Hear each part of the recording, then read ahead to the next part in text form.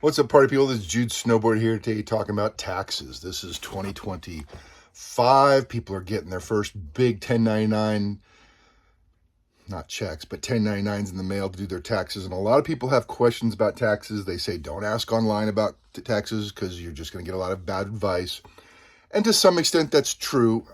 I did put a video about a year ago out because I've been doing this for a couple of years, claiming taxes on my comic book sales, claiming income so I could report. I wanted to get ahead of the curve because I know that when they came out with these rules, if you're a brand new business just starting to do comic books this year, maybe at high dollar amounts, but you never did it before it was mandated, then maybe that's a red flag to the IRS. So I wanted to do it a couple of years ago to start reporting, just to get in the habit before it actually started reporting, because I didn't want to make any mistakes, because I knew it was going to take a couple of years to learn, and I'm still learning, and it has been 2 years.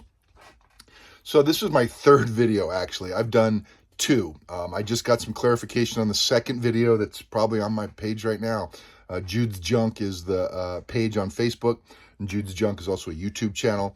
And I'm also a broker as well as a dealer. So I'm helping people buy and procure large books. You know, I just did a $25,000 book this week, a Detective Comics 38. It was great. I did an AF 15 before, 4.5. That was, I don't know, closer to 35,000.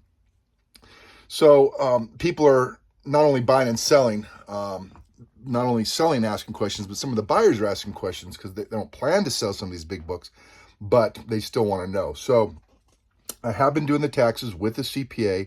I'm 55. I've been doing my own business for 35 years and having someone do taxes that whole time for me. So I had a CPA, I have an MBA. I know how to analyze taxes. I know how to look for errors. One of my professional businesses, I actually have to give tax advice, not only to clients, but also to CPAs, because there's something called I think it's called a 1095 and that people get. And a lot of CPAs, at least a few years ago, didn't really know how to work with those. So this is to try to help those who are interested in how your income will be affecting your taxes. So you're going to get 1099s this year. First thing I noticed is that I saw some advice that you're going to get a 1099, and I've heard a lot of people say that. It's going to report all income, your friends and family, and your PayPal goods and services, both your Venmo business and your Venmo cash. What is it? Amazon, if you're selling on Amazon, some people do. Marketplace, there's other places to sell even. So you're going to get those 1099s, and a lot of people were thinking it was going to report both PayPal goods and services and friends and family. And there was actually videos I watched where you're going to have to manually back out your PayPal friends and families from the PayPal goods and services, so you could only report the PayPal goods and services section. Good news is that was erroneous. I got my 1099s this year, and it just includes the PayPal goods and services portion, so you don't have to manually back out the friends and family, which is really good news. So you get it. You're reporting PayPal goods and goods and services. You're getting several 1099s. And to tell you the truth, if you're getting a 1099, I know the rules said if it's under 5,000, they don't need to report, but some carriers, big companies, might still report.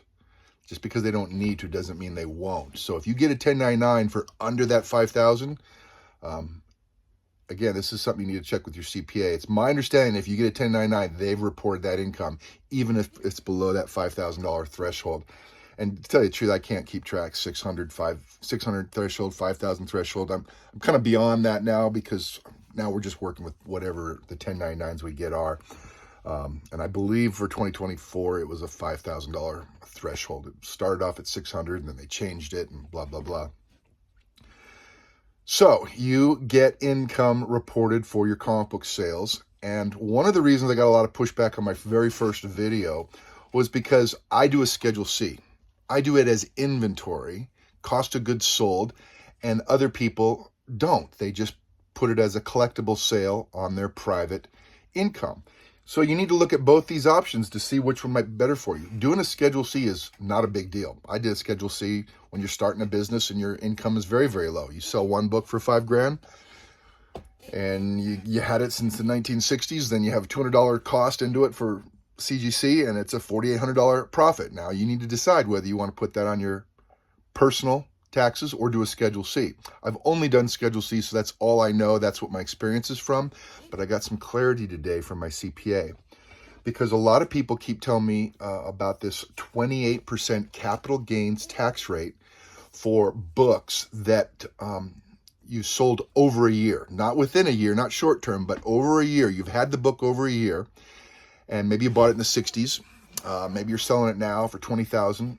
And if you had it over a year and you don't put it on a Schedule C, but you just claim it on your personal income tax, you're going to have a capital gains tax long-term capped at 28%. So if your income puts you in the 22% tax bracket or the 15% or the 10% tax bracket, then you'll pay that. But if your income gets you at 28% or more, then you're going to be taxed at that 28% for long-term.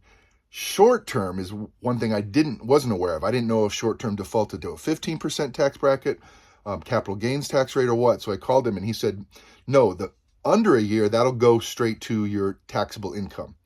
So if you're in the 27 to 37.8% tax bracket, you're making a couple $100,000 a year, $500,000 a year, and you sold one book and your tax rate's at 38%. If you sold it within a year, then you're paying 38% tax on your profit. And if you bought a book for $5,000 and you flipped it for $10,000, let's say $15,000 to keep the math simple, you made $10,000 profit. And if you're making a lot of income, that's a $3,800 tax bill. And you may not have considered that when you sold it or when you gave somebody a deal, and you are losing it, unless... I'm not going to get into the unlesses, but so if you're doing it on your private tax, and if it's within a year, you're going to pay whatever your tax rate is, and that could be up to 38%. It could be down, 15%, 22%. But if you sell it for longer than a year, then the capital gains tax caps out at 28%.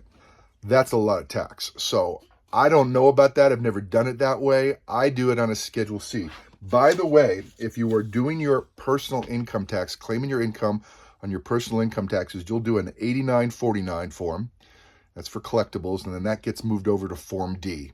So if you're doing it on your personal income taxes, you sold a couple books, you're not claiming it as a business, then you're going to fill out an 8949, and you're going to transfer that information over to a Form D. Now, I just had to basically tell my CPA about this 28% tax bracket, because they don't have this off the top of their head.